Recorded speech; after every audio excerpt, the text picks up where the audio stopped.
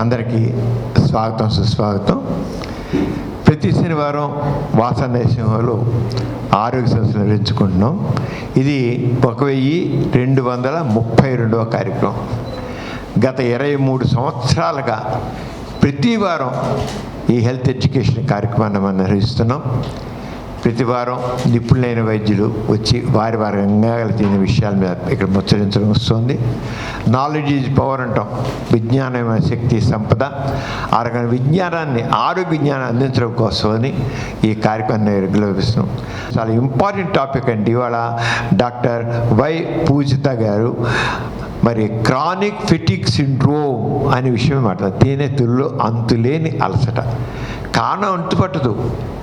ఏంటో ఎప్పుడు నీరసం అంటుంటారు. ఏంటి ఎందుకు ఈ అంతులేని అలసట, ఈ నీరసం ఏమిటి? ఇది చాలా కామన్. ప్రతిరోజు ఎవరో హాస్పిటల్ పేషెంట్స్ వచ్చి నాకు నీరసం అండి అంటారు. పరీక్ష ఏమి ఉండదు, మామూలు పరీక్షలు చేస్తే, కానీ నీరసం. అంచేత ది క్రానిక్ ఫెటిగ్ సిండ్రోమ్. ఊరి పెద్దాకి చిన్న కలిసిపోతారు, నీరసం అంటుంటారు, ఏ ఓపిక లేనట్లుంటారు. కారణం ఏంటి? దీని గురించి వాళ్ళ ఇంత ఇంపార్టెంట్ టాపిక్ మీద డాక్టర్ వై పూజిత గారు మాట్లాడుతున్నారు. నిజంగా ఈ క్రానిక్ ఫెటిగ్ సిండ్రోమ్ అనేది చెప్పాలంటే డాక్టర్స్కి ఒక టెస్ట్ లాంటిది కూడా. ఎక్కడైనా మిస్ అవుతున్నామా, ఏమైనా ఇంత పెట్టి మన పైకి మీద లేదు ఉందా అనిపిస్తుంటుంది. అంచేత మీరందరూ చూడండి. నా ఓవర్ టు డాక్టర్ వై పూజిత గారు ఆయన మాట్లాడడానికి కోరుతున్నాను. ఈ అవకాశం ఇచ్చినందుకు సమరం గారికి, డాక్టర్ మారు గారికి థ్యాంక్స్ చెప్తున్నాను. నా పేరు డాక్టర్ పూజిత. నేను కన్సల్టెంట్ ఫిజిషియన్గా వర్క్ చేస్తున్నాను ఆంధ్ర హాస్పిటల్స్ విజయవాడలో. ఇవాళ నేను మాట్లాడబోయే టాపిక్ క్రానిక్ ఫెటిగ్ సిండ్రోమ్, అంటే విపరీతమైన నీరసం, అంతులేని నీరసం గురించి. కారణం లేకుండా ప్రెజెంట్ అవుతుంది ఇది. దీన్ని క్రానిక్ ఫెటిగ్ సిండ్రోమ్ అంటారు. సో ఇవాళ నేను మాట్లాడబోయే టాపిక్ క్రానిక్ ఫెటిగ్ సిండ్రోమ్, అంటే అది అంతులేని నీరసం గురించి. దీన్ని మయాల్జిక్ ఎన్కెఫ్లోమైలైటిస్ అని కూడా అంటాము. దీనిలో ఏంటంటే ఈ నీరసం అనేది కనీసం మనకి 6 నెలలైనా ఉంటే కానీ దీన్ని క్రానిక్ ఫెటిగ్ సిండ్రోమ్ కింద మనం డయాగ్నోసిస్ చేస్తాం. దీనికి స్పెసిఫిక్గా మనకు పెద్ద కారణం ఉండదు. సో ఇది ప్రైమరీగా ఎవరిలో ప్రెజెంట్ అవ్వచ్చు అంటే 20 నుంచి 50 ఏళ్ల మధ్యలో, ముఖ్యంగా ఆడవారిలో ఎక్కువగా ప్రెజెంట్ అవుతుంది. ఇది మగవారి కంటే ఆడవారిలో బాగా కామన్గా ప్రెజెంట్ అవుతుంది క్రానిక్ ఫెటిగ్ సిండ్రోమ్. సో దీనిలో సిమ్టమ్స్ వచ్చేటప్పటికి ఇది ఏంటంటే కొంతమందిలో సడన్గా స్టార్ట్ అవుతుంది, కొంతమందికి ఏమో గ్రాడ్యువల్గా అంటే కొన్ని నెలల తరబడి ప్రెజెంట్ అవ్వచ్చు. కొంతమందికి ఏంటంటే సడన్గా అంతకు ముందు దాకా పూర్తిగా నార్మల్గా ఉన్న వాళ్ళకి సడన్గా నీరసం స్టార్ట్ అవుతుంది. సో వీళ్ళకి ఏం ప్రెజెంటేషన్స్ అంటే ఎలాంటి సిమ్టమ్స్ ఉంటాయి అంటే విపరీతమైన నీరసం, దాంతో పాటుగా నిద్ర సరిగ్గా ఉండకపోవడం, నెక్స్ట్ త్వరగా మర్చిపోవడం, కాన్సన్ట్రేషన్ అది పెట్టలేకపోవడము, అలాగే ఏదైనా పని చేసినా కూడా లేదా చిన్న ఎక్సర్సైజులు చేసినా కూడా భరించలేనంత నీరసం రావడం, విపరీతంగా రావడం. దాన్ని పోస్ట్ ఎగ్జర్షనల్ మెలేజ్ అంటాం. అంటే ఎక్సర్సైజ్ కానీ లేదా కొంచెం నార్మల్గా చేసే పని కంటే కూడా కొంచెం ఎక్కువగా చేస్తే విపరీతంగా అలసిపోవడం, ఇలాంటి ప్రెజెంటేషన్స్తో ఉంటాయి. అలానే నిద్ర కూడా ఏంటంటే వీళ్ళకి సరిగ్గా నిద్ర పట్టకపోవడం, పడుకున్నా కూడా కొంతసేపటికే మళ్ళీ మెలకు రావటం, అలానే లేచిన తర్వాత మళ్ళీ నిద్ర పట్టకపోవడము, లేదా కొంతమందికి ఏంటంటే తెల్లవారుజామున 2, 3 వరకు నిద్ర పట్టకపోవడం, ఇలాంటి సిమ్టమ్స్ ఉంటాయి. కొంతమందికి ఏమో విపరీతంగా ఫ్రీక్వెంట్గా హెడేక్స్, తలనొప్పి అది రావటము, తర్వాత చాలా రకరకాల చోట్ల మజిల్ పెయిన్స్, అంటే కొంతమందికి ఏమో చేతుల్లో వస్తాయి, కొంతమంది కాళ్ళు, తర్వాత కొన్నిసార్లు ఏమో నడు నొప్పి రావడం, అలా ఒక్క చోట కాకుండా మల్టిపుల్ చోట్ల మజిల్ పెయిన్స్ లాగా ప్రెజెంట్ అవుతుంది. సో స్పెసిఫిక్గా ఈ క్రానిక్ ఫెటిగ్ సిండ్రోమ్లో ఏంటంటే ఇది రాక మునుపు, అంటే ఈ సిమ్టమ్స్ ఈ పేషెంట్స్కి స్టార్ట్ అవ్వక ముందు వాళ్ళు ఏమంటారంటే మేము పూర్తిగా నార్మల్గా ఉన్నాం, అంటే పూర్తిగా యాక్టివ్గా నార్మల్గా వర్క్ చేసుకునే వాళ్ళం, నార్మల్గా అన్నీ చేసుకునే వాళ్ళం, కానీ ఇది స్టార్ట్ అయిన దగ్గర నుంచి మాత్రం విపరీతంగా నీరసం, ఏమీ చేయలేకపోతున్నాం అనే స్పెసిఫిక్గా కంప్లైంట్ చెప్తారు. అండ్ ఇదేంటంటే చాలా చోట్ల డయాగ్నోసిస్ అవ్వలేక, ఏంటో తెలియక, కారణం ఏంటో తెలియక ఈ పేషెంట్స్ చాలా కోపంతో, ఫ్రస్ట్రేషన్తో, డిప్రెషన్లో ఉంటారు. ఏంటో కారణం అర్థం కాదు, అదేమో వాళ్ళ నార్మల్ పనులు చేసుకోలేరు, అంత విపరీతంగా నీరసంతో ఇబ్బంది పడుతూ ఉంటారు. సో దీనికి కారణాలు ప్రపోజ్డ్ ఇటియాలజీస్ అంటే ఏం కారణాలు ఉండుండొచ్చు అంటే ప్రైమరీగా అంటే ఈ స్పెసిఫిక్ రీజన్ వల్ల మనకి దీన్ని ఇలా ఉంటే దీనివల్ల ఈ క్రానిక్ ఫెటిగ్ సిండ్రోమ్ వచ్చింది అనేది మనం ఖచ్చితంగా చెప్పలేం. కాకపోతే ఏంటంటే హైపోథెటికల్ కాజెస్ అన్నమాట. అంటే కొన్ని రకాల వైరల్ ఇన్ఫెక్షన్స్, కామన్గా అయితే ఎప్స్టీన్ బార్ వైరస్ అని, SARS-CoV-2, స్పెసిఫిక్గా అయితే పోస్ట్ కోవిడ్ సీక్వెలే అనమాట. ఈ కోవిడ్ వచ్చి తగ్గిన తర్వాత, అది కూడా ముఖ్యంగా సెకండ్ వేవ్ ఆఫ్ కోవిడ్లో వచ్చిన తర్వాత చాలామందికి ఈవెన్ టీనేజర్స్కి కూడా విపరీతమైన నీరసం, చదువుకునే పిల్లలకు కూడా కాలేజ్కి వెళ్ళలేనంత నీరసం. ఆ కోవిడ్ వచ్చి తగ్గిన తర్వాత చాలామందికి, కొంతమందికి అయితే 1 year వరకు 2 years వరకు విపరీతమైన నీరసంతో ప్రెసెంట్ అయ్యారు, ఈవెన్ టీనేజ్ వాళ్ళు కూడా. సో అది ఈ కోవిడ్ పోస్ట్ కోవిడ్ సీక్వెలే అనమాట, లాంగ్ కోవిడ్ అంటాం. సో ఈ కోవిడ్ వచ్చి తగ్గిన వాళ్ళకు కూడా చాలామందికి ఈ క్రానిక్ ఫెటిగ్ సిండ్రోమ్తో బాధపడ్డారు. తర్వాత వీళ్ళు ఏంటంటే చాలా రకాల ఫిజికల్ అంటే మజిల్ పెయిన్స్, హెడ్ఏక్స్ ఇలాంటి సిమ్టమ్స్, అలానే నిద్ర పట్టకపోవడము, నెక్స్ట్ డిప్రెషన్, యాంగ్జైటీ ఇలాంటి సిమ్టమ్స్తో బాధపడ్డారు. అలాగే కొన్ని రకాల బ్యాక్టీరియల్ ఇన్ఫెక్షన్స్ కూడా, example Lyme disease, Q fever ఇలాంటివి వచ్చి తగ్గిన తర్వాత కూడా చాలామందికి ఇలా క్రానిక్ ఫెటిగ్ సిండ్రోమ్ లాంటి ఈ లక్షణాలు కనపడవచ్చు. కొన్ని రకాల ఎండోక్రైన్ అబ్నార్మాలిటీస్ అంటే బ్లడ్లో సీరం కార్టిజాల్ లెవెల్స్ తగ్గటము, అలాగే సెరోటోనర్జిక్ యాక్టివిటీ, బ్రెయిన్లో కొన్ని రకాల hormonal activity, neuro hormonal activities change అవటం వల్ల కూడా ఇలా క్రానిక్ ఫెటిగ్ సిండ్రోమ్ ప్రెజెంట్ అవ్వచ్చు. నెక్స్ట్ కొంతమందికి నిద్ర అస్సలు సరిగ్గా పట్టదు, పూర్తిగా సరిగ్గా అంటే ప్రాపర్ స్లీప్ అనేది ఉండదు రాత్రంతా. నెక్స్ట్ డిస్టర్బ్డ్ స్లీప్ లాగా ఉంటుంది. ఇలా స్లీప్ సరిగ్గా లేకపోవడం, నిద్ర సరిగ్గా పట్టకపోవడం, పద్దాక మెలకు రావడం, ఇలా సరిపోకపోయినా కూడా ఈ స్లీప్ డిస్టర్బెన్సెస్ వల్ల కూడా కొంతమందికి క్రానిక్ ఫెటిగ్ సిండ్రోమ్ రావచ్చు. నెక్స్ట్ జెనెటిక్స్ అంటే కొంతమంది ఫ్యామిలీస్లో ఇలాంటి ఈ క్రానిక్ ఫెటిగ్ సిండ్రోమ్ కొంతమంది ఫ్యామిలీస్లో వాళ్ళకి ఆ జెనెటిక్ ప్రిడిస్పోజిషన్ వల్ల వాళ్ళకి వచ్చే రిస్క్ ఎక్కువగా ఉంటుంది. సో ఎగ్జామినేషన్ అంటే ఇప్పుడు ఈ క్రానిక్ ఫెటిగ్ సిండ్రోమ్ని మనం ఒక డాక్టర్గా మేము ఎలా డయాగ్నోసిస్ చేస్తాము అంటే క్లినికల్ ఎగ్జామినేషన్. ఆ పేషెంట్ మా దగ్గరికి వచ్చినప్పుడు నార్మల్గా అన్నీ చెక్ చేస్తే వాళ్ళకి బ్లడ్ ప్రెషర్ కానీ, టెంపరేచర్ కానీ, పల్స్ రేట్ కానీ, నెక్స్ట్ ఆక్సిజన్ లెవెల్స్ కానీ అన్నీ అబ్సల్యూట్లీ నార్మల్గా ఉంటాయి. నెక్స్ట్ థింగ్ ఏంటంటే వాళ్ళు చెప్పే కామన్ సిమ్టమ్ ఏంటంటే మాకు ఎప్పుడు చూసినా జ్వరం వచ్చినట్టుగా ఉంటుంది, నోరు చేదుగా ఉంటుంది, నెక్స్ట్ ఎప్పుడు జ్వరం ఉన్నట్టుగా ఉంటుంది, చలిగా అనిపిస్తూ ఉంటుంది అనేది కూడా కామన్గా చెప్తారు 90% మంది. కానీ టెంపరేచర్ రికార్డ్ చేసుకోమని చెప్పినా లేదా మన దగ్గరకు వచ్చినప్పుడు టెంపరేచర్ చెక్ చేసినా అసలు టెంపరేచర్ ఉండదు, ఫీవర్ ఉండదు. ఇది కూడా చాలా మోస్ట్ కామన్ సిమ్టమ్ ఈ క్రానిక్ ఫెటిగ్ సిండ్రోమ్లో. నెక్స్ట్ వీళ్ళకి ఏంటంటే ఈ జాయింట్ పెయిన్స్ చాలా చోట్ల అంటే మల్టిపుల్ చోట్ల చెప్తారు, స్పెసిఫిక్గా ఒకే జాయింట్ దగ్గర చెప్పరు. కొన్నిసార్లు కాళ్ళ దగ్గర వస్తాయి, కొన్నిసార్లు నీ జాయింట్స్ మోకాళ్ళు వస్తాయి, కొన్నిసార్లు ఏమో షోల్డర్ జాయింట్స్ దగ్గర వస్తాయి. సో ఇలా జాయింట్ పెయిన్స్ చెప్తారు. సరే వీళ్ళకి మనం ఎక్స్రేస్ అవి చూస్తే వాళ్ళకి ఏంటంటే జాయింట్ దగ్గర ఏమీ స్వెల్లింగ్ కానీ అంటే నీరు చేరటం కానీ, ఆర్థరైటిస్ లక్షణాలు కానీ అలాంటివి ఏమీ ఉండవు. మళ్ళీ ఎక్స్రేస్లో వాళ్ళ జాయింట్స్ నార్మల్గా ఉంటాయి, కానీ వాళ్ళు విపరీతమైన జాయింట్ పెయిన్స్, దాన్ని ఆర్థరాలజియా అంటాము. సో ఇలాంటి జాయింట్ పెయిన్స్తో ప్రెజెంట్ అవుతారు. నెక్స్ట్ ఏ చిన్న పని చేసినా కూడా ఊరికే మజిల్ పెయిన్స్ రావడం, రాత్రంతా బాగా లెగ్ క్రాంప్స్ అంటే పిక్కలు పట్టేయడం ఇలాంటి సిమ్టమ్స్ చెప్తారు. సివియర్గా మజిల్ పెయిన్స్ చెప్తారు, ఊరికే అలసిపోయినట్టుగా అనిపిస్తుందని చెప్తారు. బట్ మజిల్ మనం చెయ్యి ఎగ్జామినేషన్ కానీ పవర్ అనేది ఎగ్జామిన్ చేస్తే మజిల్స్ అంత నార్మల్గా ఉంటుంది పవర్. సో ఎగ్జామినేషన్లో ఏంటంటే ఆ పేషెంట్ ఎగ్జామిన్ చేసినప్పుడు మనకు పూర్తిగా అన్ని వైటల్స్ అన్నీ నార్మల్గా ఉంటాయి, పవర్ నార్మల్గా ఉంటుంది, నార్మల్ ఎగ్జామినేషన్, న్యూరలాజికల్ ఎగ్జామినేషన్ కానీ అన్నీ నార్మల్గా ఉంటాయి వీళ్ళలో. సో వీళ్ళని ఎలా డయాగ్నోసిస్ చేస్తాం? సో దీనిలో ప్రధానంగా ఏంటంటే ఈ సిమ్టమ్స్ అనేవి మనకి ఈ విపరీతమైన నీరసము, మజిల్ పెయిన్స్, హెడ్ఏక్స్ కనీసం మనకి 6 నెలలన్నా ఉండాలి, ఉంటేనే దాన్ని క్రానిక్ ఫెటిగ్ సిండ్రోమ్ కింద డయాగ్నోసిస్ చేస్తాం. మినిమం 6 నెలలన్నా ఉండాలి. సో ఇది మెయిన్గా. నెక్స్ట్ దీనికి స్పెసిఫిక్గా టెస్ట్లు ఏమి ఉండవు.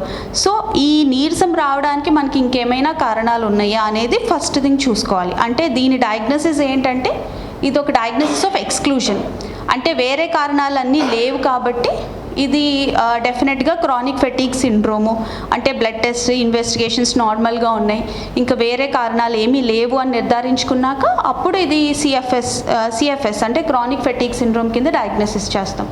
సో వీళ్ళకి ఏంటంటే ఇనీషియల్గా రొటీన్ ఇన్వెస్టిగేషన్స్, అంటే కంప్లీట్ బ్లడ్ పిక్చర్, ఎనీమియా ఏమీ లేదు, హిమోగ్లోబిన్ లెవెల్స్ బాగానే ఉన్నాయా లేవా, థైరాయిడ్ టెస్ట్ ఎలా ఉంది, లివర్ నార్మల్గానే ఉందా, నెక్స్ట్ థింగ్ కిడ్నీ ఫంక్షనింగ్ ఎలా ఉంది, ఎక్స్రేలో లంగ్స్ అన్నీ నార్మల్గానే ఉన్నాయా, ఎలక్ట్రోలైట్స్ అంటే సోడియం లెవెల్స్, పొటాషియం లెవెల్స్ ఇవన్నీ నార్మల్గానే ఉన్నాయా అనేది ఫస్ట్ థింగ్ చెక్ చేసుకోవాలి.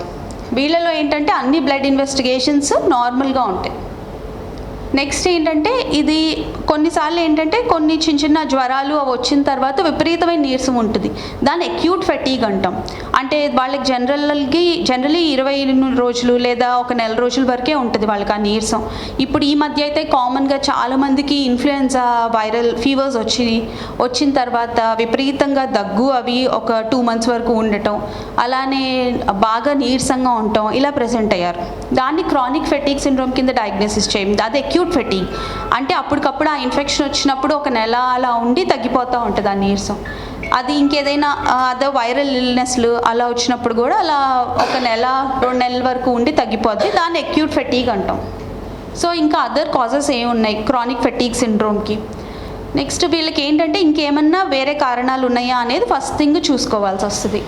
దానిలో మెయిన్గా ఈ కార్డియోపల్మనరీ కండిషన్స్ అంటే హార్ట్ ఫెయిల్యూర్ లాంటివి ఏమైనా ఉన్నాయా వీళ్ళకి, ఈ హార్ట్ ఫెయిల్యూర్ ఉండటం వల్ల వీళ్ళకి ఇలా నీరసం రాగా సిమ్టమ్స్ ఏమైనా ప్రెజెంట్ అవుతున్నాయా, లేదంటే అబ్స్ట్రక్టివ్ స్లీప్ ఎప్నియా అంటాం. వీళ్ళకి ఏంటంటే నైట్ నిద్ర స్లీప్ సరిగ్గా ఉండదు, స్లీప్ ప్యాటర్న్ కంటిన్యూస్గా ఉండదు, వీళ్ళకి ఎక్కువగా గురక పెడుతూ స్లీప్ అంతా సరిగ్గా నైట్ అంతా నిద్ర సరిగ్గా లేక పొద్దున్న లేచేటప్పటికి బాగా నీరసంగా పొద్దునంతా నిద్ర వస్తూ మగతగా ఉంటుంది, దాన్ని అబ్స్ట్రక్టివ్ స్లీప్ ఎప్నియా అంటాం. సో అలాంటి కండిషన్స్ ఏమైనా ఉన్నాయేమో, దానివల్ల నీరసం వస్తుందేమో చూసుకోవాలి ఫస్ట్. నెక్స్ట్ ఏదైనా ఎండోక్రైన్ మెటబాలిక్ డిస్టర్బెన్సెస్ అంటే థైరాయిడ్ ఏమైనా విపరీతంగా ఎక్కువగా పనిచేయడం కానీ తక్కువగా పనిచేయడం కానీ అలా ఏమైనా ఉందేమో చూసుకోవాలి. అలాగే ఏమైనా కిడ్నీ ప్రాబ్లమ్స్ ఉండి దానివల్ల ఏమైనా నీరసం వస్తుందా. నెక్స్ట్ థింగ్ సోడియం లెవెల్స్ ఏమన్నా డ్రాప్ అవుతున్నాయా, బాడీలో ఎలక్ట్రోలైట్ డిస్టర్బెన్సెస్ ఏమన్నా వస్తున్నాయా. నెక్స్ట్ ఇంకా హార్మోనల్ అడ్రినల్ ఇన్సఫిషియన్సీ లాంటి కండిషన్స్ ఏమన్నా ఉన్నాయా. అలాగే ఎనీమియా అంటే రక్తం బాగా తక్కువ ఉన్నా కూడా కొంతమందికి బాగా నీరసం ఉండొచ్చు. సో అలా బ్లడ్ తక్కువ ఉన్న కండిషన్స్ ఎనీమియా కండిషన్స్ ఏమైనా ఉన్నాయేమో చూసుకోవాలి. అలాగే వైటమిన్ డెఫిషియన్సీస్ మెయిన్గా B12 deficiency, folic acid deficiencies, వీటిల్లో ఏంటంటే సివియర్గా నీరసము, మజిల్ పెయిన్స్, కొన్నిసార్లు నడవలేకపోవడము, కాళ్ళు చేతులు విపరీతంగా తిమ్మిర్లు అవి రావటం, ఇలాంటి సిమ్టమ్స్తో ప్రెజెంట్ అవ్వచ్చు B12 డెఫిషియన్సీలో. సో ఇది కూడా ఒక్కొక్కసారి ఏంటంటే కన్ఫ్యూజ్ అవ్వచ్చు మనం, ఏమన్నా ఇది కూడా క్రానిక్ ఫెటీగ్ సిండ్రోమ్ లాగా ప్రెజెంట్ అవ్వచ్చు. సో వీళ్ళకి ఏంటంటే B12 లెవెల్స్ కూడా ఎలా ఉన్నాయి, నార్మల్గానే ఉన్నాయా. కొన్నిసార్లు ఎక్కువగా ఇవి స్ట్రిక్ట్ వెజిటేరియన్ డైట్ తీసుకునే పేషెంట్స్లో బాగా కనపడతాయి ఈ B12 డెఫిషియన్సీస్. సో ఇలాంటి కండిషన్స్ ఏమైనా ఉన్నాయేమో ఫస్ట్ రూల్ అవుట్ చేసుకోవాలి. నెక్స్ట్ D విటమిన్ డెఫిషియన్సీ ఉన్నా కూడా కొంతమందికి ఇప్పుడు ఎవ్వరూ ఎండలోకి వెళ్ళట్లేదు, ఎక్స్పోజ్ అవ్వట్లేదు, అండ్ డెఫిషియన్సీ ఆల్మోస్ట్ 60 to 70% మందికి ఉంటుంది. సో వాళ్ళ D విటమిన్ డెఫిషియన్సీస్ ఏమైనా ఉన్నాయా, దానిలో కూడా విపరీతంగా నీరసం, రాత్రి పిక్కలు పట్టేయడం, కాళ్ళు మజిల్ క్రాంప్స్ రావడం, ఇలాంటి సిమ్టమ్స్తో ప్రెజెంట్ అవుతారు. నెక్స్ట్ ఐరన్ డెఫిషియన్సీ బాగా విపరీతంగా ఐరన్ డెఫిషియన్సీ ఉన్న ఎక్కువగా ఫిమేల్స్లో కనబడుతుంది, ఆడవాళ్ళలో కనపడుతుంది. వాళ్ళకు కూడా ఏంటంటే ఐరన్ లెవెల్స్ బాగా తక్కువ ఉన్నా కూడా విపరీతమైన నీరసం ఉంటుంది. సో ఇలా కరెక్ట్ చేసుకునే కాజెస్ ఏమైనా ఉన్నాయేమో చూసుకోవాలి. నెక్స్ట్ థింగ్ ఏంటంటే నియోప్లాస్టిక్ కండిషన్స్, అకల్ట్ మ్యాలిగ్నెన్సీస్ అనమాట. అంటే మనకు తెలియకుండా ఎక్కడైనా మ్యాలిగ్నెన్సీ అంటే క్యాన్సర్కి సంబంధించినవి ఏమైనా ఉన్నాయా అంటే అది ఎలా తెలుసుకోవాలంటే ముందేనా బరువు బాగా తగ్గిపోతున్నారా, ఆకలి ఏమి ఉండట్లేదా, ఏమన్నా ఇలాంటి కండిషన్స్ ఉన్నాయేమో చూసుకోవాల్సి వస్తుంది. నెక్స్ట్ ఇన్ఫెక్షస్ కాజెస్ అంటే viral hepatitis picture, liver functioning ఎలా ఉందో చూసుకోవాలి. ఏమైనా వైరల్ హెపటైటిస్ సిమ్టమ్స్ ఏమైనా ఉన్నాయా, అది క్రానిక్గా అంటే అది కూడా చాలా దీర్ఘకాలికంగా ఉండొచ్చు. అలా ఉన్న వాళ్ళకు కూడా లివర్ మెల్లమెల్లగా డ్యామేజ్ అవుతూ నీరసం వీటితో ప్రెజెంట్ అవ్వచ్చు. సో అలాంటి కండిషన్స్ ఏమైనా ఉన్నాయా. నెక్స్ట్ టీబీ ఇన్ఫెక్షన్స్ లాంటివి ఏమైనా ఉన్నాయా, ఇలాంటివి చూసుకోవాల్సి వస్తుంది. అలాగే కొన్ని రకాల ఆర్థరైటిస్ కండిషన్స్, రుమటలాజిక్ కండిషన్స్ అంటే రుమటాయిడ్ ఆర్థరైటిస్, ఇంకొక రకమైన ఆటోఇమ్యూన్ కండిషన్ SLE అంటాం అంటే సిస్టమిక్ లూపస్ ఎరిథెమాటోసిస్. సో ఇలాంటి కండిషన్స్లో కూడా మనకి విపరీతమైన నీరసం అది రావచ్చు. సో అలాంటివి ఏమైనా ఉన్నాయేమో చూసుకోవాలి. ఇంకో ముఖ్యమైనది ఏంటంటే ఫైబ్రోమయాల్జియా. ఈ ఫైబ్రోమయాల్జియా అంటే ఏంటంటే విపరీతంగా మజిల్ పెయిన్స్ వస్తాయి. అంటే స్పెసిఫిక్గా ఈ పార్ట్ అని ఉండదు, కాళ్ళు వస్తాయి, చేతులు వస్తాయి, బ్యాక్ పెయిన్ వస్తుంది, ఇక్కడ మెడ దగ్గర వస్తుంది. సో ఇలా రకరకాల ప్లేసెస్లో మజిల్ పెయిన్స్ వస్తాయి విపరీతంగా. దాన్ని ఫైబ్రోమయాల్జియా అంటాం. ఈ ఫైబ్రోమయాల్జియా, ఈ క్రానిక్ ఫెటిగ్ సిండ్రోమ్ అయితే ఆల్మోస్ట్ సిమిలర్గా ఉంటాయి, రెండు ఆల్మోస్ట్ సేమ్గా ఉంటుంది. సో వీటిని ఎలా డిఫరెన్షియేట్ చేసుకోవాలంటే ఫైబ్రోమయాల్జియాలో మెయిన్గా మజిల్ పెయిన్స్ ఉంటుంది, నీరసం కంటే కూడా ఫస్ట్ థింగ్ మజిల్ పెయిన్స్ ఎక్కువగా ఉంటాయి. కానీ మనం ఇప్పుడు డిస్కస్ చేస్తున్న ఈ క్రానిక్ ఫెటిగ్ సిండ్రోమ్లో ఏంటంటే ఫస్ట్ థింగ్ మెయిన్ నీరసం ఉంటుంది మజిల్ పెయిన్స్ కంటే కూడా. సో అలా వేరే అదర్ కాజెస్ ఏమున్నాయి, ఇంకేమైనా కారణాలు ఉన్నాయా అనేది ఫస్ట్ రూల్ అవుట్ చేసుకోవాలి. అలాగే కొన్ని రకాల సైకలాజికల్ కండిషన్స్ అంటే డిప్రెషన్, క్రానిక్ అంటే చాలా కాలంగా డిప్రెషన్లో ఉండేవాళ్ళు, యాంగ్జైటీ ఉన్నవాళ్ళు, వీళ్ళకి కూడా ఏంటంటే ఏమీ చేయాలనిపించకపోవడం, బాగా నీరసంగా అనిపించడం, ఇలాంటి సిమ్టమ్స్ ఉంటాయి. సో అలా ఏమైనా ఉన్నాయా, లేదంటే వాళ్ళు ఏమైనా మెడికేషన్స్ వాడుతున్నారా, వాటికి యాంటీ డిప్రెసెంట్స్ కానీ బెంజోడైజెపిన్స్ కానీ ఇలా ఏమైనా వాడుతున్నా కూడా వాటి వల్ల కూడా సైడ్ ఎఫెక్ట్స్ వచ్చి వాళ్ళకి నీరసం అది ఉండొచ్చు. కొన్ని రకాల డ్రగ్ అబ్యూస్, కొకైన్ అబ్యూస్, అలాగే ఎక్కువగా ఆల్కహాల్ తీసుకోవడం, ఇలాంటి కండిషన్స్ వల్ల కూడా విపరీతంగా నీరసంలాగా ప్రెజెంట్ అవ్వచ్చు. సో ఫస్ట్ థింగ్ ఏంటంటే ఇలాంటి కారణాలు ఏమీ లేవు కదా, అన్నీ నార్మల్గానే ఉన్నాయా లేదా అనేది రూల్ అవుట్ చేసుకోవాలి. ఇవన్నీ ఇలాంటి కండిషన్స్ ఏమీ లేవు, అన్నీ నార్మల్గా ఉన్నాయి అనుకున్నప్పుడు అప్పుడు కూడా ఇంకా 6 నెలల పైగా వాళ్ళకి విపరీతంగా నీరసం కంటిన్యూ అవుతుందంటే దాన్ని క్రానిక్ ఫెటిగ్ సిండ్రోమ్ కింద డయాగ్నోసిస్ చేస్తాం. సో ఇందులో కూడా టైప్స్ ఉంటాయి, అంటే గ్రేడింగ్ ఉంటుంది అనమాట. మైల్డ్ అంటే లైట్గా ఉండటం, కొంచెం మోడరేట్గా ఉండటం, విపరీతంగా సివియర్గా ఉండటం. So mild chronic fatigue syndrome వచ్చేటప్పటికి దీని లక్షణాలు ఏంటంటే వీళ్ళు రోజువారీ పనులు వాళ్ళ పనుల వరకు చేసుకోగలరు, కానీ వాళ్ళు బయటికి వెళ్ళాలన్నా ఇంకేమైనా సోషల్ యాక్టివిటీస్ చేయాలన్నా కూడా ఇంకా అవన్నీ వాయిదా వేసేస్తారు, ఎందుకంటే చేయలేక ఆ నీరసం మీద చేయలేక అవన్నీ ఆపేస్తారు. బట్ రోజువారీ యాక్టివిటీస్ వరకు చేసుకోగలుగుతారు. ఎక్కువగా ఏంటంటే వర్క్ నుంచి లీవ్ తీసుకోవడం, ఇలా జాబ్ నుంచి లీవ్లు అవి పెట్టుకోవడం, ఇంట్లో ఉన్నా కూడా కొంత నార్మల్ వర్క్ మించి ఇంక ఎక్స్ట్రా వర్క్ ఏమీ చేయలేరు అనమాట. సో దీన్ని మైల్డ్ ఫామ్ అంటాం ఈ క్రానిక్ ఫెటిగ్ సిండ్రోమ్లో. అలాగే మోడరేట్ అంటే ఇంకొంచెం సివియర్ ఫామ్. దీనిలో ఏంటంటే నార్మల్ యాక్టివిటీస్ కూడా అతి కష్టం మీద, అంటే ఇంట్లో రోజువారీ పనులు కూడా చాలా కష్టం మీద చేయగలుగుతారు. ఎక్కువ పడుకొనే ఉండాలనిపించటము, లేకపోవడము, నెక్స్ట్ బాగా లేచినా కూడా నీరసంగా, ఒళ్ళు నొప్పులుగా, చలిగా ఉండటం, జ్వరం వచ్చినట్టు ఉండటం అలా ఉంటుంది కంటిన్యూస్గా. నెక్స్ట్ ఇంకా కాలేజ్కి వెళ్ళే పిల్లలైతే కాలేజ్కి వెళ్ళాలనిపించకపోవడం, మానేయటం, వెళ్ళలేకపోవడం నీరసం వల్ల, ఇలాంటి సిమ్టమ్స్ కనిపిస్తాయి. వీళ్ళల్లో ఏంటంటే నిద్ర కూడా సరిగ్గా ఉండదు, అంటే నిద్ర కూడా డిస్టర్బ్డ్గా పద్దాక మెలకు రావడం, మెలకు వచ్చిన తర్వాత ఇంకా నిద్ర పట్టకపోవడం, ఇలాంటి సిమ్టమ్స్ ఉంటాయి మోడరేట్. అలాగే సివియర్ ఫామ్. ఈ సివియర్ ఫామ్లో ఏంటంటే ఇంక అసలు వాళ్ళు లేచి బాత్రూమ్కి కూడా వెళ్ళలేనంత పరిస్థితి వస్తుంది. వాళ్ళు అసలు నార్మల్గా ఇంక ఏ పనులు చేసుకోలేనంత సివియర్గా ఉంటుంది. అలానే ఊరికే మర్చిపోవడం, ఏమీ గుర్తుండకపోవడం, కాన్సన్ట్రేట్ చేయలేకపోవడం ఏ పని మీద. నెక్స్ట్ అసలు బయటకి ఏమైనా వెళ్ళాలన్నా వీల్ చైర్ డిపెండెంట్, అంటే వీల్ చైర్లో వెళ్ళటం, ఇలాంటి కండిషన్కి వెళ్ళిపోతారు ఈ సివియర్ ఫామ్లో. వాళ్ళు అసలు ఇంక ఇంటి నుంచి కూడా బయటికి అసలు వెళ్ళకపోవడం, పూర్తిగా ఇంట్లోనే ఉండిపోవడం, నెక్స్ట్ ఎక్కువ పడుకొనే ఉండటం, అండ్ వెలుతురుకి వెళ్ళినా కూడా, వెలుతురు తగిలినా, ఎక్కువ శబ్దాలు వచ్చినా కూడా వాళ్ళకి ఏంటంటే ఎక్స్ట్రీమ్గా సెన్సిటివ్గా ఉంటారు. సో వీళ్ళకి ఇలా వెలుతురు, శబ్దాలు ఇవి ఎక్కువగా విన్నా కూడా వీళ్ళకి ఏంటంటే సివియర్గా మళ్ళీ నీరసం ఎక్కువైపోవడం, పెయిన్స్ ఎక్కువైపోవడం, ఇలా ఇబ్బందిగా ఉంటుంది. ఇది సివియర్ ఫామ్.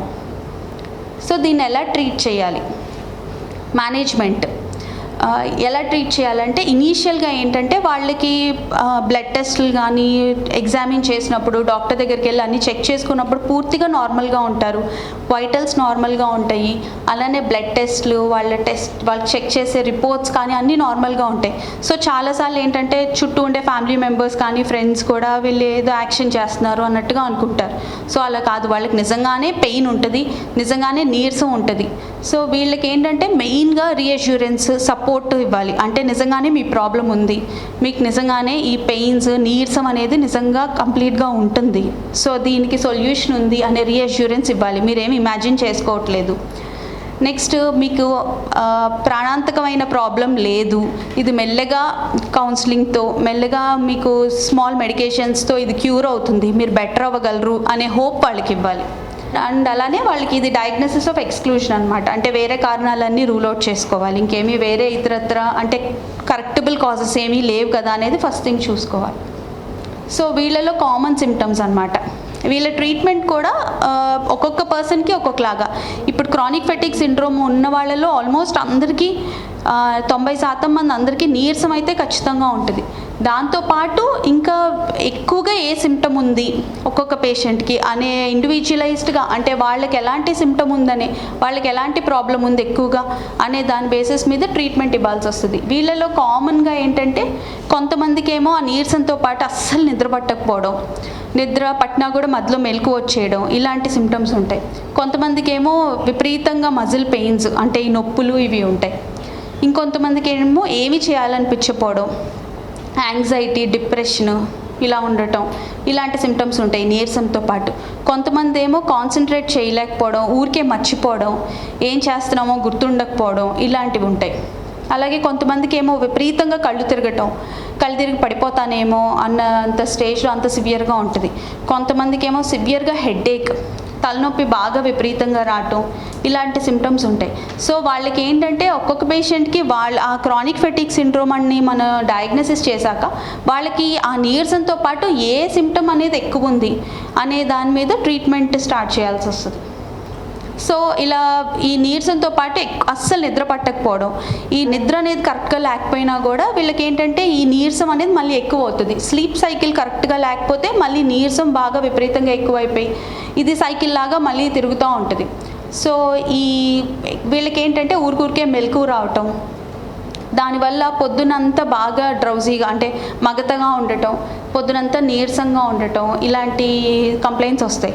రాత్రులు కూడా కాళ్ళ నొప్పులు రావటము, ఇలాంటి కంప్లైంట్స్ వస్తాయి. సో వీళ్ళకి ఈ నిద్ర అస్సలు పట్టకపోవడం, ఇలా ఇబ్బంది ఉన్న వాళ్ళకి small doses of tricyclic agents అంటాము, ఎగ్జాంపుల్ ఎమిట్రిప్టిలిన్, ఇలాంటి డ్రగ్స్ చాలా స్మాల్ డోస్ స్టార్ట్ చేసి చూస్తాం.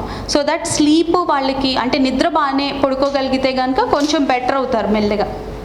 అలా కాకుండా ఎక్కువగా ఈ తలనొప్పి ఇది రావటము, హెడేక్స్ ఫ్రీక్వెంట్గా రావడం, నొప్పులు ఉండటం, ఇలాంటి కంప్లైంట్స్ ఉన్న వాళ్ళకేమో స్మాల్ డోసెస్ ఆఫ్ ఎస్టెమినోఫిన్ కానీ, NSAIDs, non steroidal anti inflammatory drugs కానీ ఇలా కొద్ది రోజులు స్మాల్ డోసెస్లో పెట్టి చూసి వాళ్ళకి ఆ హెడేక్స్ అవి ఇంప్రూవ్ అవుతుంటే మెల్లగా ఈ నీరసం అది కూడా ఇంప్రూవ్ అవుతుంది. నెక్స్ట్ దీంతో పాటుగా ఎక్కువగా డిప్రెషన్, యాంగ్జైటీ ఉన్న వాళ్ళకి కూడా ఒక smaller dose of anti depressants ఇవి స్టార్ట్ చేసుకోవాల్సి వస్తుంది. నెక్స్ట్ వీళ్ళందరికీ కూడా ఈ మర్చిపోవటం ఇవి ఉన్న వాళ్ళకి ఏంటంటే వీళ్ళకి అటెన్షన్ ఉండకపోవడం, వీళ్ళకి మెడిటేషన్ టెక్నిక్స్ అవి నేర్పించడం, నెక్స్ట్ కౌన్సిలింగ్ సెషన్స్ అవి ఇవ్వటం, ఇలా చేయడం వల్ల వాళ్ళకి మెయిన్గా రీఅష్యూరెన్స్, సపోర్ట్, మీకు పర్వాలేదు ఇంప్రూవ్ అవుతారు, ఏం ప్రాబ్లం ఉండదు అని రీఅష్యూరెన్స్ ఇస్తే వాళ్ళకి ప్రాబ్లం కూడా నిజంగా అంత సివియర్గా ఉంది అని మనం గుర్తిస్తే వాళ్ళకి కొంచెం బెటర్గా ఇంప్రూవ్ అవుతారు. కొంతమందికి ఏంటంటే సివియర్గా బీపీ బాగా తక్కువగా ఉంటుంది, బాగా హైపోటెన్షన్లో ఉంటారనమాట. వాళ్ళకి మామూలుగానే బేస్ లైన్ తక్కువ ఉంటుంది. దాంతోపాటుగా ఇలా ఈ క్రానిక్ ఫెటిగ్ సిండ్రోమ్ ఉన్న వాళ్ళకి కొంతమందికి ఏంటంటే బీపీ మరీ తక్కువగా ఉండి వాళ్ళకి ఊరికే కళ్ళు తిరిగి నుంచోగానే బీపీ ఇంకా డ్రాప్ అయిపోద్ది, ఆర్థోస్టాటిక్ హైపోటెన్షన్ అంటాము. సో దానివల్ల కళ్ళు తిరిగిపోవడం, కింద పడిపోవడం, బాగా ఊరికే నుంచోగానే కళ్ళు తిరిగిపోవడం, ఇలాంటి కంప్లైంట్స్ వస్తుంటాయి ఫ్రీక్వెంట్గా. సో వీళ్ళకి కొంతమందికి ఏంటంటే వాళ్ళకి న్యూరలాజికల్గా హైపోటెన్షన్ అంటే నుంచోగానే సడన్గా డ్రాప్ వచ్చేస్తుంది బ్లడ్ ప్రెషర్. సో ఇలా పర్సిస్టెంట్గా వీళ్ళకి కంటిన్యూస్గా ఇలా బీపీ లెవెల్స్ బాగా తక్కువ ఉన్నాయి అనుకున్న వాళ్ళకి కొంచెం స్మాలర్ డోస్ ఆఫ్ ఫ్లూడ్రోకార్టిసోన్ అని అవి స్టార్ట్ చేస్తాం. ముందు ఆ ప్రైమరీ సిమ్టమ్స్ ఇవి ఇంప్రూవ్ అయితే కనుక వాళ్ళకి ఆ నీరసం కూడా బెటర్ అవుతుంది. Next exercise. ఈ క్రానిక్ ఫెటిగ్ విపరీతమైన నీరసం ఉన్న వాళ్ళు ఏంటంటే ఇంకా అసలు నార్మల్ యాక్టివిటీసే చేసుకోలేకపోతున్నాం కదా, ఎక్సర్సైజ్ ఎక్కడ చేస్తాం అన్న థాట్లో ఉంటారు. కానీ ఏంటంటే కొంచెం లైట్గా ఒక్కసారిగా స్టార్ట్ చేయకూడదు. వీళ్ళు నార్మల్ యాక్టివిటీస్తో పాటు గ్రేడెడ్ ఎక్సర్సైజ్ థెరపీ అంటాం. అంటే ఏంటంటే ఫస్ట్ రోజుకు ఒక 10 నిమిషాలతోనే స్టార్ట్ చేస్తాం, ఎక్కువ ఎక్సర్సైజ్ కాదు. మామూలుగా ఇంట్లోనే ఫస్ట్ గ్రేడెడ్గా అంటే కొంచెం ఇంక్రీజ్ చేసుకుంటూ వెళ్ళటం, ఇంట్లో వరకే నడవటం, లైట్గా ఫస్ట్ ఇంట్లో స్టార్ట్ చేయడం, తర్వాత 10 నిమిషాలతోనే స్టార్ట్ చేయడం రోజుకి స్లోగా.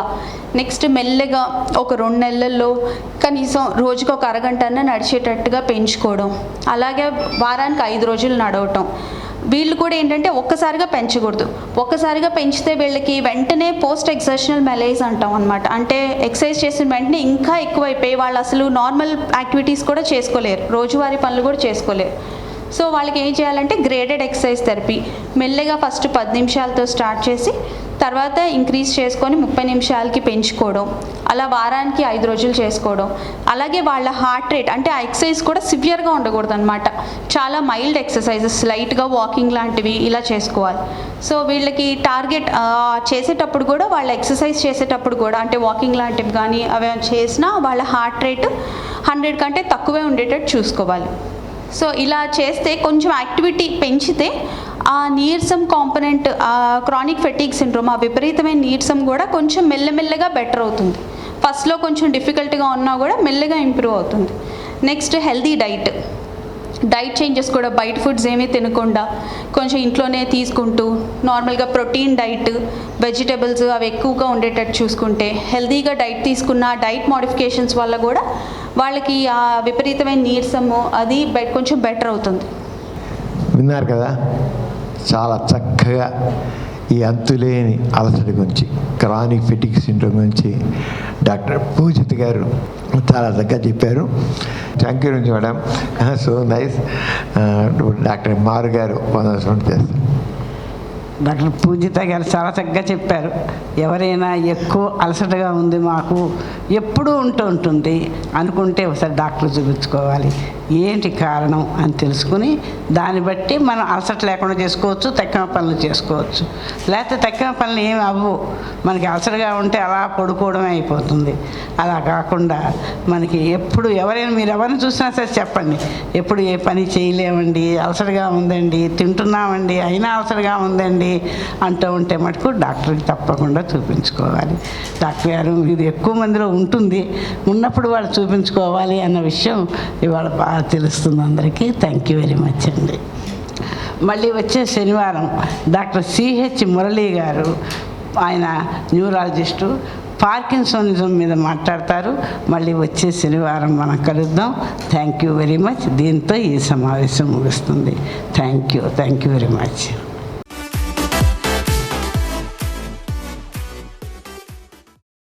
ఈ కార్యక్రమం మీకు ఎంతో నచ్చింది కదా. ఇటువంటి మరిన్ని వీడియోల కోసం అనతి కాలంలోనే 20 కోట్ల వ్యూస్కు చేరువలో ఉన్న డాక్టర్ సమరం మల్టీ ఛానల్ నెట్వర్క్ సమర్పించు గోరా ఆరోగ్యం ఛానల్కు సబ్స్క్రైబ్ చేయండి, లైక్ చేయండి, మీ ఫ్రెండ్స్కి షేర్ చేయండి. అలాగే ప్రక్కనున్న గంట సింబల్ని ప్రెస్ చేయడం మర్చిపోకండి. Please download Samaram multi-channel app and watch your favorite channels from your mobile. App available on Google Play Store and subscribe to the channels.